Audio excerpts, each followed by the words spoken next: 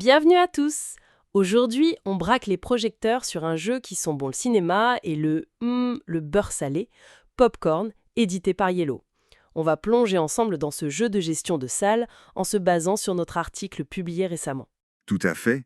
L'objectif, c'est de partager un peu les découvertes clés de notre analyse. On va décortiquer les mécanismes, l'ambiance, et puis livrer notre verdict sur ce jeu où on incarne des directeurs de cinéma concurrents. Alors, petit rappel rapide du concept pour ceux qui découvrent. C'est un mélange de plusieurs choses. Placement d'ouvriers, qui sont ici des spectateurs, gestion de sacs, le fameux backbuilding, achat de cartes, qui sont les films avec des titres franchement parodiques et assez drôles, Très drôle, oui. et puis optimisation d'objectifs. C'est une création de Victor Saumon, illustrée par Émilien Rotival et édité chez Yellow donc. Allez, on entre dans le vif du sujet. Les mécaniques principales, telles qu'on les décrit dans notre article. Comment ça tourne concrètement? En gros, tu vas acquérir des films. Il y a 4 genres. Action, comédie, auteur-drame et fantastique SF. Et tu vas aussi acheter de nouvelles salles pour agrandir ton complexe. D'accord. Et après, il y a cette phase clé avec les spectateurs, non? Oui, c'est ça. Tu pioches des jetons spectateurs de ton sac personnel. Alors certains sont blancs, ils sont un peu passe-partout, et d'autres sont colorés, spécifiques à un genre de film.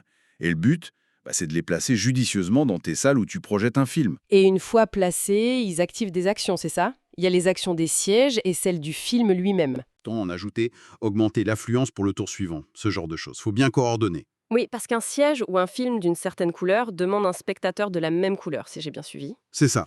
Heureusement, les spectateurs blancs, eux, ils apportent de la flexibilité, ils peuvent aller un peu partout. Et en parlant de mécanique, il y en a une qu'on a trouvée assez originale dans notre test, c'est le système de vieillissement des films. Ah oui, tout à fait. Ça, c'est plutôt malin. T'as des petites glissières en carton, en fait, qui viennent masquer progressivement les actions du film, tour après tour. Ça simule bien la perte d'attractivité d'un film qui reste trop longtemps à l'affiche. Et ça pousse à renouveler la programmation, forcément. Exactement. C'est une bonne trouvaille, à la fois thématique et mécanique. On a trouvé ça intéressant dans notre analyse. Et l'interaction entre les joueurs, ça... Parce que, bon, on est des directeurs concurrents. Comment ça se passe? Il y a cette histoire de réclame. Oui, la réclame. Certaines actions te permettent de poser des jetons réclame, et plus tard, tu peux dépenser ces jetons pour piocher des spectateurs en plus.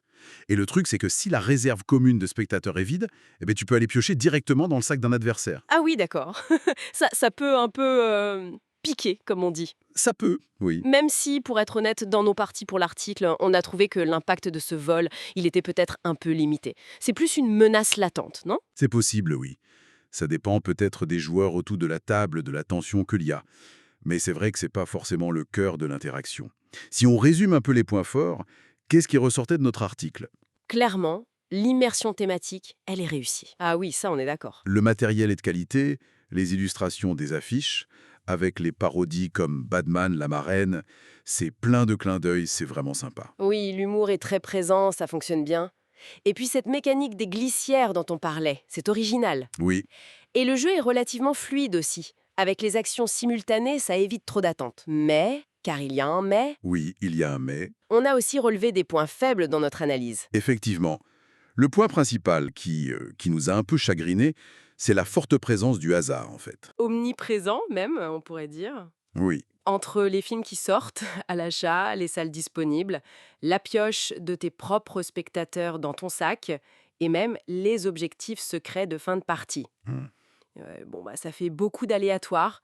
Ça limite pas mal le contrôle et la stratégie à long terme, on trouve. c'est ça. On a un peu l'impression de, comment dire, de subir parfois, de devoir constamment s'adapter au coup par coup, plutôt de construire un vrai plan. Et ça peut amener une certaine répétitivité, peut-être même une lassitude sur la longueur. Et puis, il faut avouer que parfois, l'enchaînement de toutes les petites actions dans un tour, le siège, le film, le bonus éventuel, ça peut devenir un peu brouillon si on n'est pas concentré. Oui, un peu fouillé par moments. Ce qui nous amène à la question du public cible, un point qu'on abordait dans l'article. C'est un peu entre deux chaises, non? C'est l'impression qu'on met. D'un côté, les règles sont assez accessibles, le thème est fun, ça pourrait plaire à un public familial élargi. Oui, Mais de l'autre, il y a quand même une certaine optimisation à faire, une gestion de cet aléa permanent, qui pourrait intéresser des joueurs un peu plus experts. Sauf que ces joueurs-là risquent d'être frustrés par ce manque de contrôle, justement. C'est un équilibre un peu délicat. alors, au final, si on devait résumer notre verdict sur Popcorn Lio, c'est indéniablement un jeu séduisant, hein. Le thème est super fort, L'humour marche bien, la réalisation est très propre. Oui, on passe un bon moment. Surtout si on est cinéphile, on apprécie toutes les références, c'est clair. Tout à fait. Mais, comme on le concluait dans notre critique, malgré ces qualités, cet excès de hasard et peut-être quelques petites longueurs, ça laisse une impression un peu mitigée. C'est un bon divertissement, une séance sympa, mais c'est peut-être pas le jeu qui va devenir un film culte ludique qu'on ressortira toutes les semaines. Ce qui nous amène à une réflexion un peu plus large peut-être. Jusqu'où un thème très accrocheur et des idées sympas peuvent compenser une forte part d'aléatoire et ce sentiment de pas toujours maîtriser sa partie? C'est une bonne question. C'est une question intéressante que notre analyse de Popcorn soulève, je trouve. Tout à fait. Une question qui se pose pour pas mal d'autres jeux d'ailleurs. Et c'est sur cette interrogation qu'on va conclure notre discussion sur Popcorn pour aujourd'hui.